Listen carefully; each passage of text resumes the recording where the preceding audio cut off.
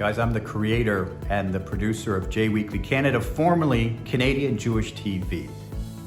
You know, I thought it was very strange that the multicultural broadcaster in Canada, Omni Television, had not aired a Jewish program in some 30 years.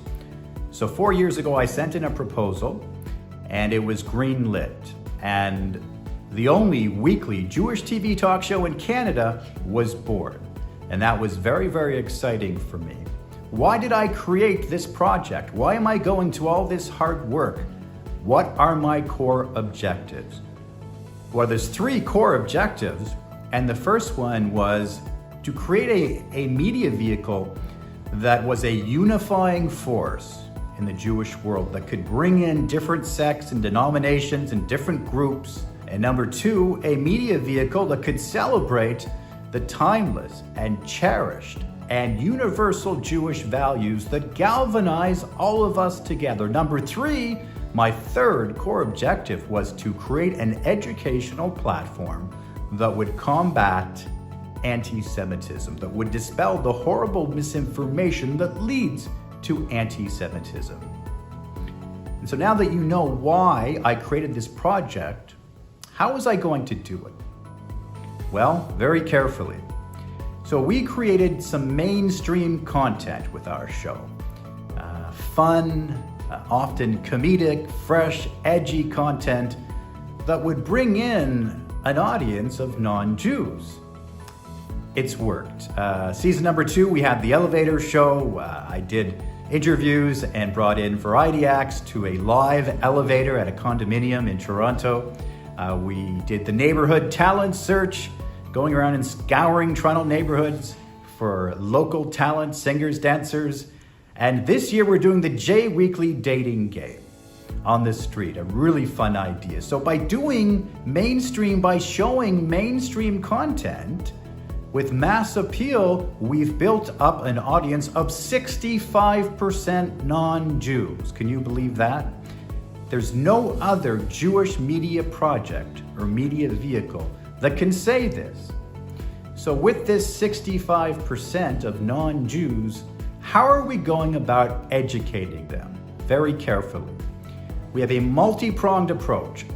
Our first approach, because this works for some people, was very proactive and very aggressive. We brought in the experts, the people that are in the trenches every day fighting anti-Semitism. Avi Ben Lolo came on our show and was brilliant. The truth of the matter is that it's time for us to speak out. It's time for us to say enough is enough. We are the ones who are being victimized. We are the ones who are on the top of the list of every police agency when it comes to hate crimes. Rabbi Corey Margulies came on our show and spoke brilliantly. Let's say I put you in charge. Okay, and I know you're in a lot of different capacities in this regard, but I put you as the director of anti-Semitism reduction in the GTA for the school system. Mm-hmm. What would your immediate strategy be?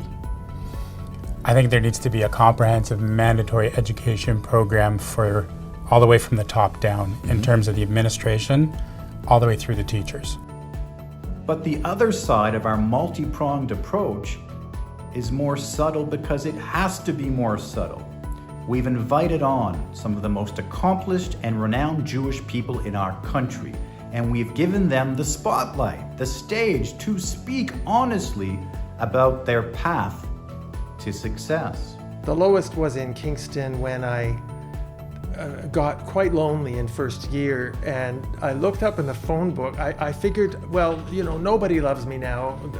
I don't really have a reason to keep going. I'm going to end it. And something possessed me to call suicide prevention. I have battled anxiety all my life, and I have battled depression at that point for 10 years. And I memorialized this on my arm because this was the worst moment or moments in my life. I sat on the edge of my bed after just a terrible year and a half, and I thought to myself, that's why people take their own lives. And so contrary to popular belief of Jews being born with a silver spoon and a sense of entitlement and, fortunes handed to them, we showed the real stories behind the success of so many amazing Jewish people. And this has gone a long way to fight anti-Semitism. I need your support, guys. I can't do this alone. So if you have the means to give a financial contribution, we ask you to consider it. If you don't have the means, we ask you to think of people who do have the means and direct them to us. And in whatever way you can, we invite you to partner up with us and fight anti-Semitism together.